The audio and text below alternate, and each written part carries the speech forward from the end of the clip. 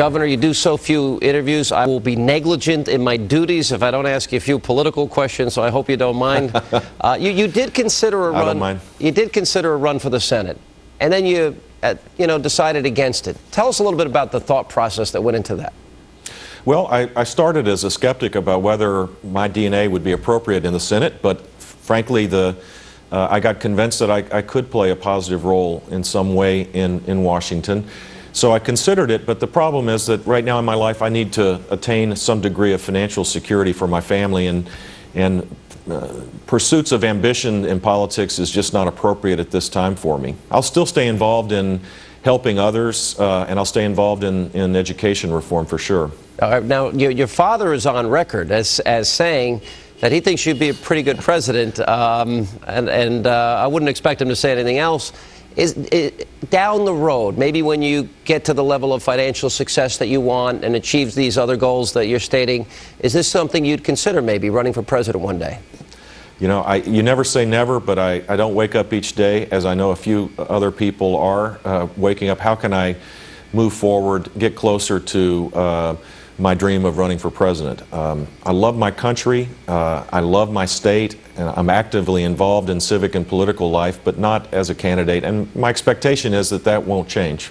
Yeah, I was and am. But thanks for asking, Sean. You didn't expect me not to ask. I'd be negligent in my duties. But look, I would not be surprised to see you reemerge on the political scene one day, especially with the great track record you've had in Florida, the conservative values. You led the state. A lot of people would like to see that happen. You show up in all these polls. But I wonder to what extent, because I've been a fan of your brother's, who just left office. And he was under unrelenting attack on an almost daily basis. But yet he kept this country safe after the worst attack in history. He got out of a recession he inherited, the negative impact on the economy in 9/11, and he's still attacked on a daily basis. And I'm sure you've heard and read a lot of these things. As his brother, does it bother you? Do you think he has been treated unfairly, as I believe he's been treated unfairly? Absolutely. I think with each passing presidency, the vitriol in Washington has gotten worse, and it was taken to new heights with my brother, with increasing, nastiness in his 8 years as president. And I admire him greatly for not turning back and not getting involved in the food fight. And I admire him now for not being critical of President Obama, because he's been in that position and he is mindful of the fact that it's a difficult job and he wants our president to succeed. I would, if I had one humble criticism of President Obama, it would be to stop this notion of somehow framing everything in the context of everything was bad before I got here, and focus on his duties, which we all want him to succeed.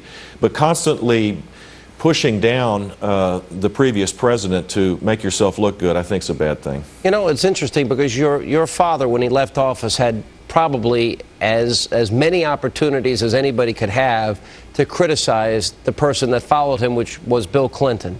And your father was, for the most part, very silent while he was governing, meaning President Clinton. Now they've since become, by all apparent outward appearances, they've become pretty good friends. They're buddies. Do you think that ought to be the standard for people that leave that office? I think it definitely should be the standard, and I think the current occupant of the White House shouldn't be turning back and trying to create context for everything that they're doing. There are a lot of people that want President Obama, to succeed, and I'm one of them. And the notion that somehow you're always trying to frame it in a political context, whatever you're trying to do, rather than actually just propose in a transparent way what you want to do and fight for your beliefs, is something that I think is not going to help him be successful.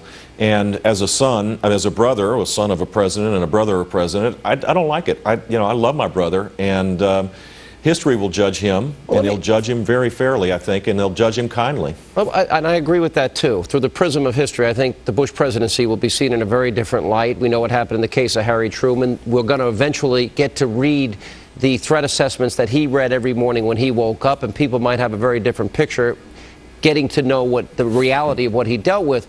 But look, I understand, and there was a big controversy when Rush said, if he is going to be a socialist, I want socialism to fail. We are going to have more debt that he has proposed then all the debt that was accumulated from George Washington to your brother, it will increase the debt that level. We have record spending. He doesn't want to use the term enemy combatant, war on terror. He's closing Gitmo, no more enhanced interrogations. There are really dramatic differences between the way your brother was governing and the way Barack Obama is governing. I'm concerned that we're going in the wrong direction. Do you share, even though your stated desire is for him to succeed, do you believe these policies can succeed based on his stated policy? I don't think our country will be better off with huge debt that we're now putting on the shoulders of the next, ourselves and the next generation. I don't think our country will be better off not focusing on the fact that there are terrorists around the world, and they need to be confronted directly. So, while I say I want our president to succeed, I do, and it's in the broadest sense possible. And I think that the point being that if we have differing views, it should be discussed with civility. There should be openness and transparency. That's why I love your show. You bring people on that disagree with you, and you express your views. I, more often than not, like your views than the views of people that disagree with you. I'm glad to hear that, We should have a hearty debate about the future. Yeah. We should have a hearty debate about the future of the country and not personalize everything and not get into this the standard political food fight where we manipulate ideas rather than have an open discussion about them. But certainly, I don't believe that government is the end-all and be-all. That we ought to be providing incentives for businesses to invest, and people should pursue their dreams as they see fit. And the cumulative effect of that will create much more prosperity than the path we appear to be on today. All right, Governor, I promise, last question. You had recently talked about the Republican Party needing to be more inclusive. And if I recall properly, you were talking specifically about the issue of immigration. Does that mean that Republicans that don't support amnesty or the ability of illegal immigrants to stay in the country because they didn't respect our laws and sovereignty, are you saying that that is the mistake, or what did you mean specifically by the party having to be more inclusive? Well, I think I was talking about Hispanics, and for the first time we saw a significant drop-off after pretty significant gains among Republican candidates gaining Hispanic votes, that we saw a huge turnaround these last two election cycles. And for me, it's a question of tone. It's a question of when you start sending a signal, it's them versus us, rather than we're all in it together. Here are our views. We want you to embrace our views, but don't send a signal that we're somehow separate from the largest minority in the country and the fastest growing voting bloc in the country. I think that's foolish just from a practical political sense, and the results are there for people to see. And coming up, President Obama says that he inherited the economic crisis. Well, when